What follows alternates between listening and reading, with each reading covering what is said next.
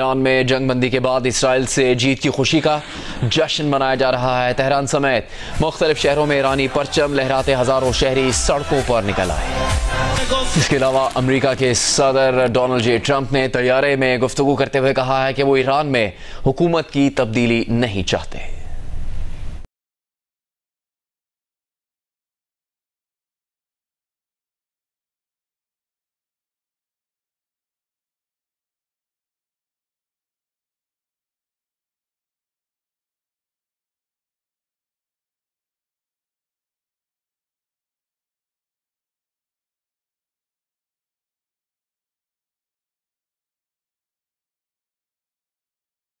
Iran की जानिब से कतर के दारुल-हुकूमत दोहा में अमरीकी फौजी अड्डे पर मिसाइल हमलों के बाद 12 दिन से जारी ईरान इसराइल जंग का बज़ाहिर ड्रॉप सीन हो गया। अमरीकी फौजी अड्डे पर ईरानी मिसाइल हमलों के बाद अमरीकी सदर डोनाल्ड ट्रंप एक्टिव हुए।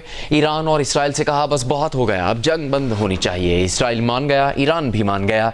ईरान को 6 घंटे का वक्त दिया गया कि उसके बाद हमला ना करें। इसराइल को 12 घंटे का वक्त दिया कि उसके बाद हमले ना करें। इसी दौरान जंगबंदी की डेडलाइन से पहले इसराइल ने ईरान पर इल्ज़ाम लगाया कि उसने जंगबंदी की खिलाफ वर्जी की है। इसका भरपूर जवाब देंगे। ईरान ने इसराइल के इल्जाम की तरदीद की। इस मौके पर जंगबंदी बचाने के लिए डोनाल्ड ट्रंप को फिर एक्टिव होना पड़ा। नेटो कॉन्फ्रेंस जाने से पहले बताया कि उन्होंने नेतन्याहू को फोन करके ईरान पर हमले के लिए जाने वाले इसराइली जंगी जहाजों को वापस मुड़ने पर मजबूर किया। इसराइली मीडिया के मुताबिक ट्रंप ने नेतन्याहू से सख्ती से कहा कि अब हमला नहीं होना चाहिए। ट्रंप ने कहा कि वो जंगबंदी की खिलाफ वर्जी पर ईरान और इसराइल दोनों से नाखुश हैं, लेकिन इसराइल से ज्यादा नाखुश हैं। सीज़फायर के बाद इसराइल ने ईरान पर कितने हमले किए और क्या नुकसान हुआ? ईरान के अवाम सीज़फायर से खुश हैं या इसराइल पर मजीद हमले चाहते हैं? क्या सदर ट्रंप का दावा दुरुस्त नहीं कि अमरीकी हमलों में ईरान की तीनों न्यूक्लियर तंसीबात को तबाह कर दिया गया? जानिए ईरान में मौजूद सहाफ़ी जॉन हुसैन से रात 10 बजे जियो न्यूज़ के प्रोग्राम आज शाहजेब खानजादा के साथ में।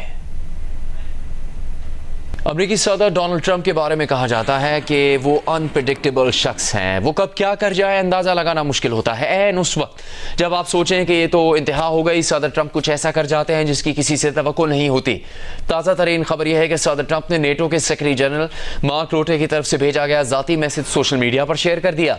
पैगाम में मार्क रूटे ने लिखा है कि जनाब सदर प्यारे डोनाल्ड, बहुत मुबारक हो। ईरान में जो फैसलाकुन कार्रवाई की वो दर हकीकत बहुत गैर मामूली और ऐसा है जिसके करने की किसी और में हिम्मत नहीं हो सकती थी। इसने हम सबको महफूज कर दिया। अब आप एक और बड़ी कामयाबी के हसूल के लिए एक जा रहे हैं। ये आसान नहीं था, लेकिन हमने सबको 5% पर दस्तखत करने पर रजामंद कर लिया। डोनाल्ड, आप हमें यूरोप, अमेरिका और पूरी दुनिया के एक इंतहाई अहम मोड़ पर ले आए हैं। आपने वो हासिल कर लिया जो अशरों से कोई अमेरिकी सदर नहीं कर सका। यूरोप एक बड़ी कीमत अदा करने जा रहा है और उन्हें अदा करनी भी चाहिए, और ये आपकी कामयाबी है। खैरियत से जाएं।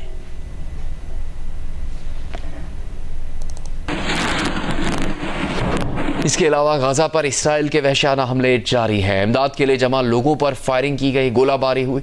मजीद 25 से ज़्यादा फ़लस्तीनी शहीद कर दिए गए। बेघर फ़लस्तीनियों पर भी बमबारी की गई। सुबह से अब तक 50 से ज़्यादा फ़लस्तीनी शहीद कर दिए गए। कतर ने गाजा जंगबंदी मुज़ाकरात आइंदा 2 रोज़ में दोबारा शुरू होने की उम्मीद जाहिर की है। हमास ने इसराइली जारहियत के मुकम्मल खात्मे की पेशकश पर बातचीत के लिए आमादगी जाहिर कर दी है। भारतीय दारुल-हुकूमत नई दिल्ली में फ़लस्तीन की हामी तंजीमों ने गाजा में इसराइली मज़ालिम के खिलाफ एहतजाज किया। गाजा में नस्लकुशी रोकने और फौरी जंगबंदी का मुतालबा किया। मुज़ाहिरीन ने भारतीय वज़ीर आज़म नरेंद्र मोदी से इसराइल के खिलाफ सख्त मौक़िफ़ अपनाने का मुतालबा भी किया।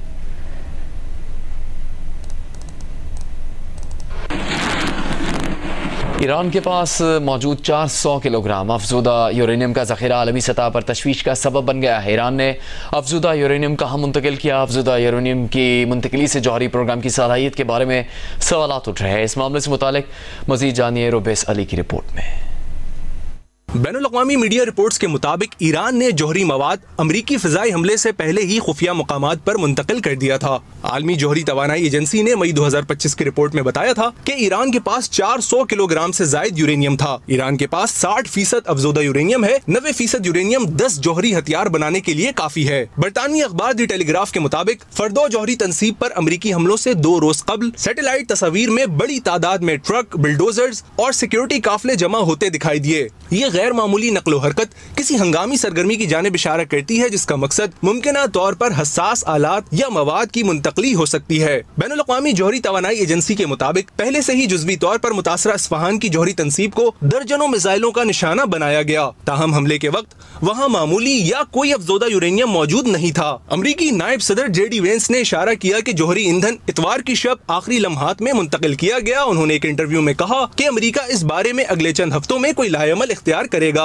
रिपोर्ट के मुताबिक अमरीकी और इसराइली हुक्काम ने तस्लीम किया है कि उन्हें ईरान के यूरेनियम जखीरे का मौजूदा मकाम मालूम नहीं। न्यूयॉर्क टाइम्स के मुताबिक खुफिया मालूमात तक रसाई रखने वाले 2 इसराइली ओहदेदारों ने इंकशाफ किया है कि ईरान ने हालिया दिनों में फर्दो के जौहरी मरकज से कुछ आलात और यूरेनियम दूसरी जगह मुंतकिल किए हैं। अमेरिका में पाकिस्तान की साबिक सफीर मलिहा लोधी का कहना है कि अगर ईरान ने अफजोदा यूरेनियम को महफूज रखा है तो ये इनकी बड़ी कामयाबी है। पहले अमेरिका ने कहा सब कुछ तबाह कर दिया, अब तशवीश का इजहार कर रहे हैं।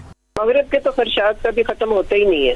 कभी कहते हैं कि ईरान ने बनाने लगा है न्यूक्लियर वेपन, कभी कुछ कहते हैं, फिर हमला करते हैं, फिर कहते हैं हमने सारा कुछ तबाह कर लिया है। अब इन्होंने ये फीड करना शुरू कर दिया अपनी मीडिया में कि जी इतने किलोग्राम जो एनरिच्ड यूरेनियम है वो कहाँ गया है। ये जो सवाल उठ रहा है जाहिर है इससे तो फिर ये चीज साबित होगी ना कि आया अमेरिका और इजराइल ने मिलकर जो हमले किए हैं क्या उन्होंने अपना ऑब्जेक्टिव अचीव किया है या नहीं। सो ये इस वक्त मेरा ख्याल है हम नहीं इस सवाल का जवाब दे सकते, लेकिन ये सवाल तो बिल्कुल जायज है। ईरान के जौहरी इदारे के सरबराह मोहम्मद इस्लामी का कहना है कि ईरान अपनी सनत को पहुंचने वाले नुकसान का जायजा ले रहा है और इसकी बहाली के लिए पेशगी इंतजाम किए जा चुके हैं। मोहम्मद इस्लामी का कहना है कि अब प्रोडक्शन और सर्विसेज के अमल में तसलसल बरकरार रखने का मंसूबा है। अभी आपको एक खबर दें, वज़ीर आज़म शहबाज शरीफ और चेयरमैन पीपल्स पार्टी बिलावल भुट्टो जरदारी की मुलाकात हुई है। इस मुलाकात में दोनों जमातों के दीगर अरकान भी शामिल थे। वज़ीर आज़म शहबाज शरीफ से बिलावल भुट्टो ने मुलाकात की है। वज़ीर आज़म शहबाज शरीफ और बिलावल भुट्टो की इस मुलाकात में पीपल्स पार्टी के वफ्द के दीगर अरकान भी शामिल थे। बिलावल भुट्टो की वज़ीर आज़म को सिफारती वफ्द की अमरीका और यूरोप में मुलाकातों पर ब्रीफिंग। चेयरमैन पाक चाइना इंस्टीट्यूट मुशाहिद हुसैन सईद ने कहा कि डोनाल्ड ट्रंप की ज़िंदगी को जॉन एफ कैनेडी की तरह ख़तरा लाहक है। नरेंद्र मोदी और नेतन्याहू एक सोच रखते हैं और दोनों नफरत की बुनियाद पर ग्रेटर इसराइल और अखंड भारत का क़याम चाहते हैं। जियो न्यूज़ के प्रोग्राम कैपिटल टॉक में मेज़बान हामिद मीर से गुफ्तगू करते हुए साबिक सेक्रेटरी खारजा एजाज चौधरी का कहना था कि इसराइल और ईरान के दरमियान सीज़ फायर हुआ है, लेकिन जब तक फ़लस्तीनियों पर जुल्म का खात्मा नहीं होता और आज़ाद रियासत का क़याम अमल में नहीं आता, ख़ित्ते में अमन कायम नहीं हो सकता। न्यूक्लियर बहाना था, निशाना इस्लामी इंकलाब था, तो वो एक क्लियर हो गया कि अब अमेरिका कोई नई जंग में शामिल नहीं होगा। और आज जो उसने गालियां दी हैं नेतन्याहू को, पहली दफ़ा 75 ईयर्स तारीख में हुआ है कि एक अमेरिकी सदर ने इजराइल के खिलाफ खुली बात की है, और मेरे ख्याल में इजराइल लॉबी शायद अब उसको माफ़ ना करे। और ये आप जो जॉन एफ कैनेडी के साथ हुआ था, ये उसको सामने रख के बात कर रहे हैं? बिल्कुल absolutely correct. John F Kennedy ने जिस दिन कहा कि मैं डिमोना रिएक्टर जहां न्यूक्लियर बम बना रहे हैं सीक्रेटली, उसकी फाइल्स चाहिए, और ये APEC जो है American Israel public affairs committee, इसका मैं दिया पंच सॉर्ट आउट करता हूं, और उसके बाद आपको पता है क्या अंजाम हुआ था। लेकिन मैं आपको बताऊं, तनाज़ा हल नहीं हुआ। हाँ। जब तक फलस्तीनियों पे जुल्म चलता रहेगा और ये दूसरी रियासत नहीं बनाएंगे, उस वक्त तक आप देखेंगे कि ये मामला जो है ना, ये कोई ना कोई मसला खड़ा हो। सुप्रीम कोर्ट ने स्कूलों में लाइफ स्किल्स एजुकेशन के लिए दरख्वास्त पर वफाकी और सूबाई सेक्रेटरीज को आइंदा समाअत पर तलब कर लिया। जस्टिस मोहम्मद अली मज़हर ने रिमार्क्स दिए, तमाम सेक्रेटरी यहाँ होंगे तो एक मुश्तरका लाएमल बन सकेगा। तमाम सूबों को वफाक के साथ मिलकर इस पर हिकमत अमली अपनानी होगी। अदालत ने खैबर पख्तूनख्वा की नुमाइंदगी ना होने पर इजहार बरहमी किया। जस्टिस मुसरत हिलाली ने रिमार्क्स दिए कि खैबर पख्तूनख्वा में सबसे ज़्यादा मसला है वो मौजूद ही नहीं। वकील सलमान अकरम राजा ने कहा कि पंजाब और वफाक की जानिब से जवाब जमा करवाए जा चुके, तमाम उन्हें अभी तक इनकी कॉपियाँ फराहम नहीं की गई। जस्टिस अमीनुद्दीन खान की सरबराही में 5 रुकनी आईनी बेंच ने केस की समाअत गैर मुयना मुद्दत तक मुलतवी कर दी। गाजा पर इसराइल के वहशियाना हमले जारी हैं। इमदाद के लिए आने वालों पर इसराइली फौज ने आज भी फायरिंग की और गोलाबारी की। गाजा हुकाम के मुताबिक फायरिंग और गोलाबारी के बायस सुबह से अब तक मजीद 80 से ज़्यादा फ़लस्तीनी शहीद हो चुके हैं।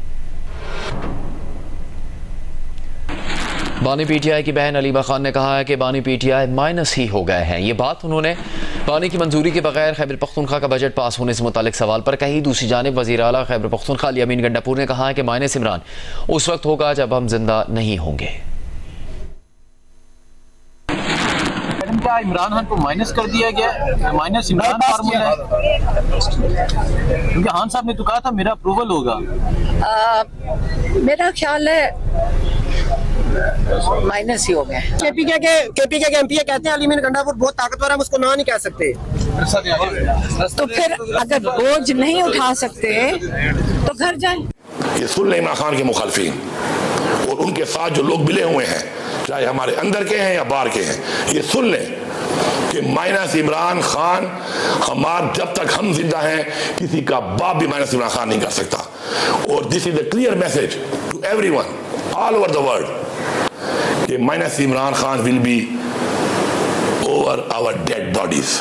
इस बात 23 तारीख को पास करना ज़रूरी नहीं था। आज एक मीटिंग का इम्कान था और मुमकिन था कि आज हमें खान साहब से वाज़ेह हिदायत इस हवाले से मिल जाती। अभी कल परसों भी मुमकिन है, शायद कोई मुकदमात लगी, तो जब तक मुमकिन था हम रोक सकते थे इस बजट के पास करने को। लेकिन ये है कि 30 जून तक हमें बहरहाल पास करना था। खान साहब को दुनिया की तारीख माइनस नहीं कर सकती, बड़े बड़े नहीं माइनस कर सके। ये देखो मिसकंसेप्शन क्रिएट की जा रही है। बजट पास नहीं हुआ, बजट के पास होने में तो अभी 7 और भी दिन है।